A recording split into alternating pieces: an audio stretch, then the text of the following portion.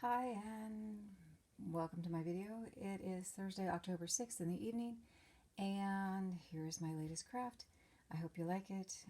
It was inspired by a friend of mine who is using a pumpkin that floats around her classroom on different students' desks, and she was talking about it, and I was watching her present this, and she said something. She said, hopefully that the pumpkin, it's a real pumpkin, her pumpkin, um, would be able to stay with them until November, meaning, hopefully it doesn't rot. And the whole time she's talking about it, I'm thinking, well, that's a really cute pumpkin. And the other half of my brain is literally going, hey, I could sew that. And then half of my brain, I'm having this conversation in my brain about half listening to what a great idea this is and how cute the pumpkin is, and the other half going, well, what's it going to take for me to sew that? I've sewn a ball before.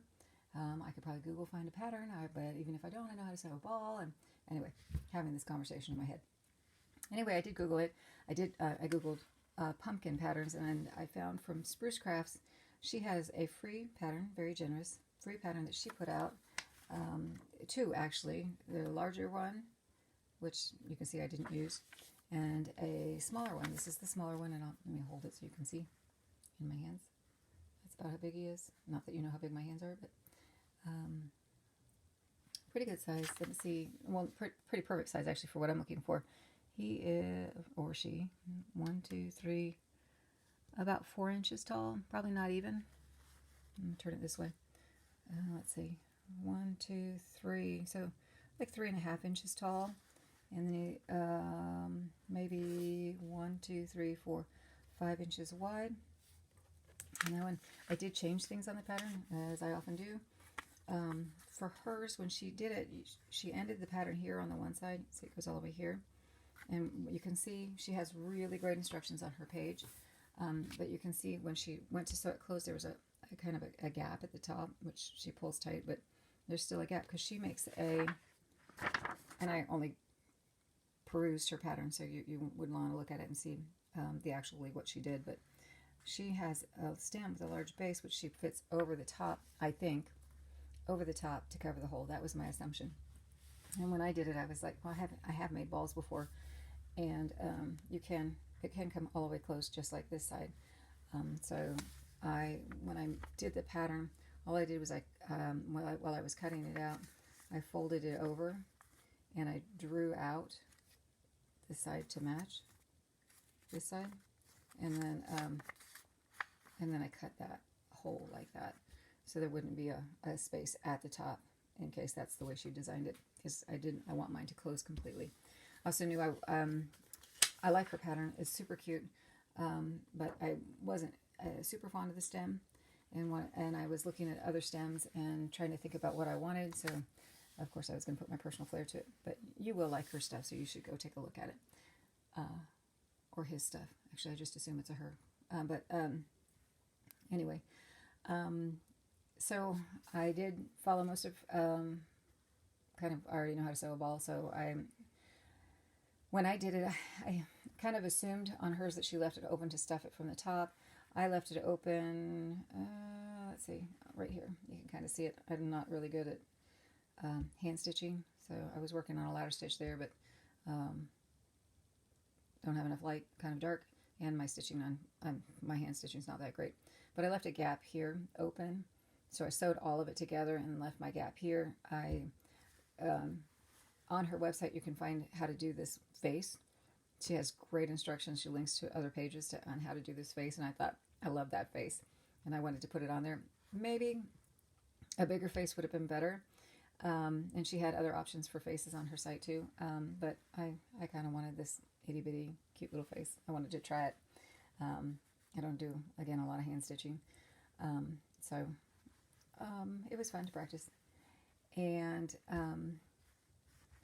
so I sewed it together, left my little gap, flipped it around, sewed the little face on, stuffed it in, stitched it closed, and then I made the stem, which what I finally decided on after looking at different websites and how other people did it. I looked at a couple different sites. Was I just was like, well, I want it to be fabric. I want it to be washable. So I took a piece of about 2.5 inch wide, I don't even know how long, maybe 4 inches long, piece of fabric, brown fabric, and I rolled the bottom that was going to be open, the open end.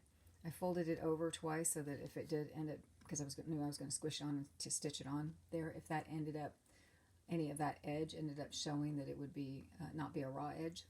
So I started with that, and then I just right sides together, sewed up the sides, sewed across the top, and then when I went to stuff it, funny thing is, I went to, let me peek at what the website's called, sentimentalstitches.net. She did a pumpkin pin cushion, and I was looking at how she did hers. And she did her, you'll want to go look at her. Her stem was a good option, a different way, but again, I wanted this to be something that was really durable and could be washed, and she used felt, and I don't know how durable felt is in the washing machine because I don't use it.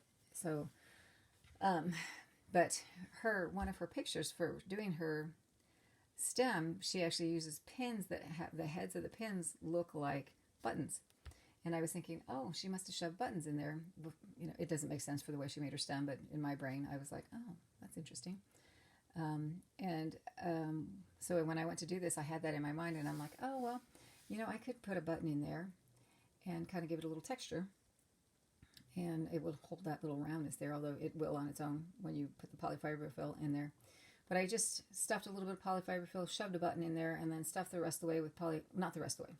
The majority of the way, I left the bottom squish open so I could squish it down to stitch it on. And then I kind of bent it a little bit.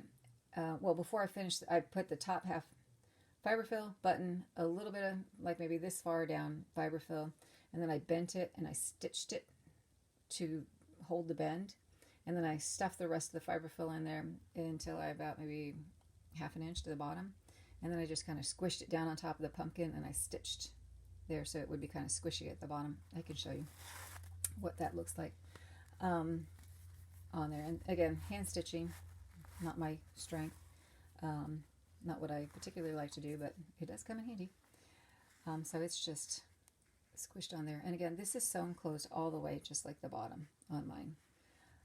So you don't have to, obviously this does cover it really well, but I wanted to on mine. So I just kind of stuffed it on and started hand stitching it onto there, because I also knew it wouldn't be seen. You can kind of, I don't know if you can see some of my stitching. And then I was like, okay, now how am I going to decorate this thing? Got a face. What else am I going to do? I want to make it look cute. And also at the site with the pumpkin pin cushion, she used, I'm pretty sure it was her because I kind of looked around the net. She used floral wire, and then just, I think she may have glued it on, I'm not really sure. But she stuck it on somehow, and then she just wrapped it around a pencil or pen.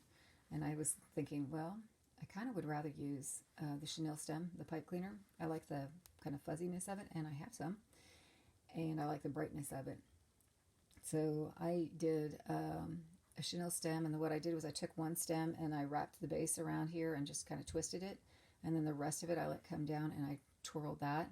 And then to get the second one on, I just tucked it, folded it in half and tucked it into the first one, and then wrapped it around to tie it on.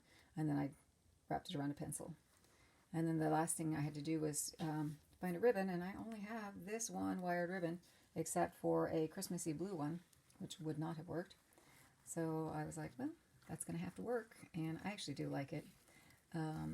In my brain, I was thinking a brown floral, or a brown kind of more fall-y ribbon. But I do like how this one is, and I have to use wired ribbon because I can't tie a bow otherwise, if my bows don't come out looking really great. So probably do need to stock up a little bit on some wired ribbon, but I don't use it that often, so I probably shouldn't. Not that that's going to stop me. But anyway, so I just put the ribbon on, and there it is. I had it opening up around the face, and you can kind of curl it in because it's wired. You can curl it any way you want and fix it on. And these are wired, obviously, because they're chenille stems. So you can kind of make your decor any way you want on the pumpkin on that. The one thing I would say is I did use directional fabric here. And so I had to be really careful to make sure I was matching it. So there was always in the same direction, going face up, because I did want that. I guess if you didn't care, it wouldn't matter. The other thing was because I just alternated the colors. The other thing I had to be careful of was I sewed 2 pieces together, then 2 pieces together, then 2 pieces together, then 2. And then I sewed the 2 sewn pieces together. I joined them. And what I ended up doing was I ended up with a pumpkin next to a pumpkin. And so I had to rip that out and put it on the other side because I wasn't paying attention because I wanted every other one. Not a big deal. Wasn't that hard. So that was something too, just to be careful, pay attention to how you're doing that if you want to do that. The next pumpkin, if I do make one, which I don't plan to because I don't have the inspiration right now, I might just make a full-on scrappy one where I'm just using a bunch of different fabrics because I think that would be super cute too. And I have some solid orange where the face would pop a little bit more. So I might, if I were to do it again, I might do that with a solid. But here it is, my pumpkin. Oh, and I am giving it to my friend that it was her idea to use the pumpkin. She has a real pumpkin in her classroom. I'm just going to go in and surprise her and drop it on her desk and not say a thing about it. And let her enjoy having another pumpkin. And the funny thing is she just got booed. She doesn't know who booed her. And anyway, I was there when she got the package and I was like, oh my God, don't boo me. Whatever you do, don't boo me. I'm not going to boo. She goes, I'm totally going to boo you. And I said, I'm going to stick it in the hallway if you boo me. I said, don't boo me on that one. So it'll be like she's getting another boo. I might even put a little boo on there. That'd be kind of funny. Make her think she got booed twice. But anyway, it is fun to boo, but it's not my thing. So if you guys don't know what it is, you'll have to Google it. But there you go. I hope you like it, and I hope wherever and whenever you are at that you are having a great time. Thanks for watching. Bye.